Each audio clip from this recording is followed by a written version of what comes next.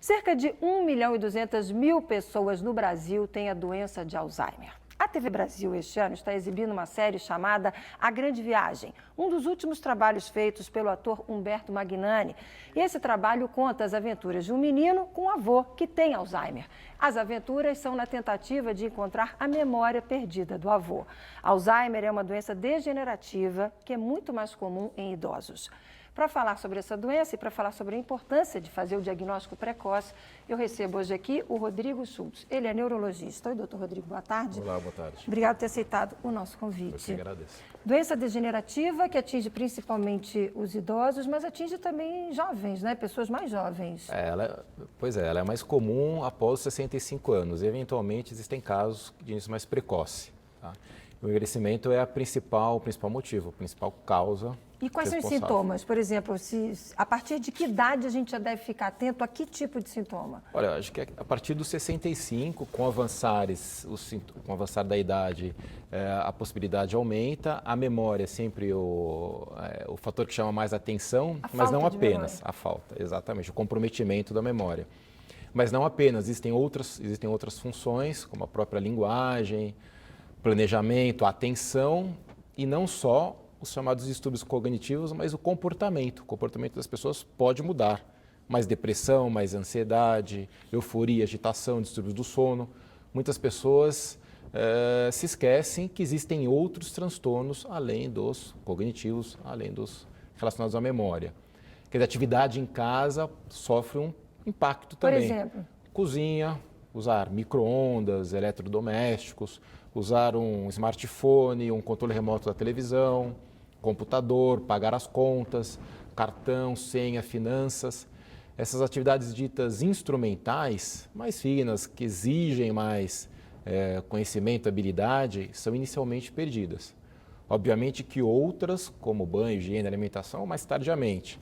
Mas as instrumentais tornam-se prejudicadas. Então, gerente de banco, eu escuto às vezes, quer dizer, eventualmente, elas notam que pessoas de idade têm dificuldade e que têm que explicar algumas vezes todo o procedimento, até saque, enfim, como usar o cartão, registram uma senha, se esquecem em seguida e às vezes outras vezes, então essas são as chamadas atividades instrumentais. Então, no dia a dia, a possibilidade de você, acho que tem alguma coisa errada acontecendo. E aí, o que tem que fazer? O que existe de exame? Como é que é o diagnóstico? Então, olha, o diagnóstico vem principalmente da história, não vem através de exames, não é através de ressonância, tomografia, exames, não vem através dessa maneira.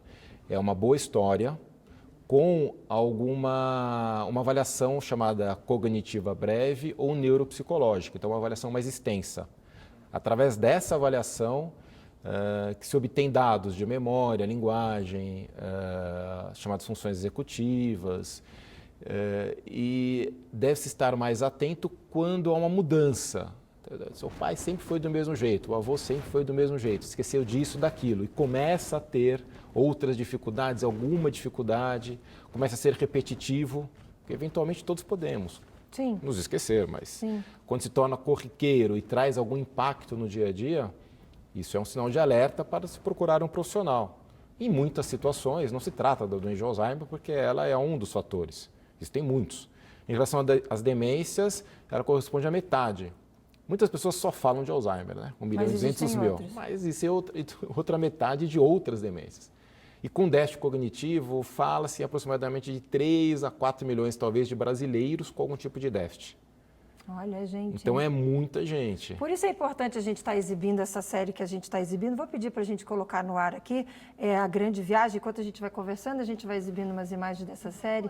E aí eu queria que o senhor fosse contando para mim também como é que é o tratamento, o que já existe de novo para tratar essa doença.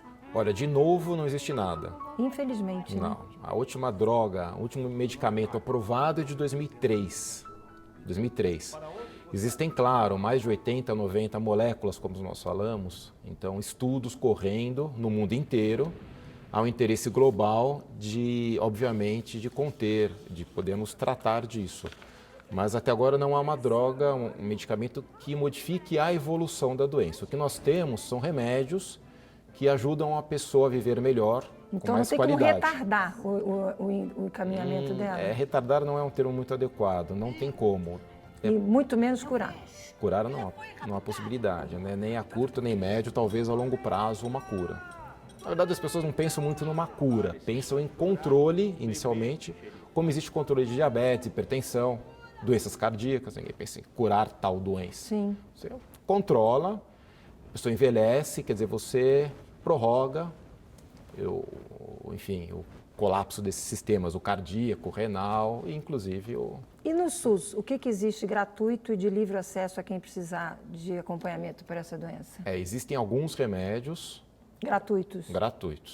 Quer dizer, gratuitos, nós pagamos impostos, então vem dos impostos pagos, o governo, enfim, nos Mas quem for lá buscar tem acesso. Tem acesso. E atendimento? Há um grupo desses remédios, não a todos, tá? Há um grupo que atua num certo sistema lá da acetilcolinesterase, do outro não há, tá? Então existe, para um grupo de remédios, existe disponibilidade. E existem em alguns serviços públicos, sim, atendimento do que é fundamental, que é o tratamento não farmacológico.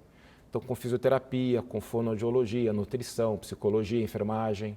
Isso é extremamente importante, tão ou mais importante quanto os remédios. Para a gente fechar, para todo mundo, para mim, que estou muito atenta a tudo que eu estou ouvindo, para o nosso telespectador que está nos acompanhando, câmera 3 é sua. Qual é o recado para todo mundo para evitar ter essa doença, mas ela virá, porque ela vem com o envelhecimento, Isso. mas o que a gente pode fazer para minimizar? Isso, para retardar, né? Para retardar. O que nós podemos fazer é retardar o seu início, cuidando bem da saúde de uma maneira geral. Mantendo uma atividade cognitiva adequada, física, com uma atividade física regular e mais intensa do que nós achamos geralmente.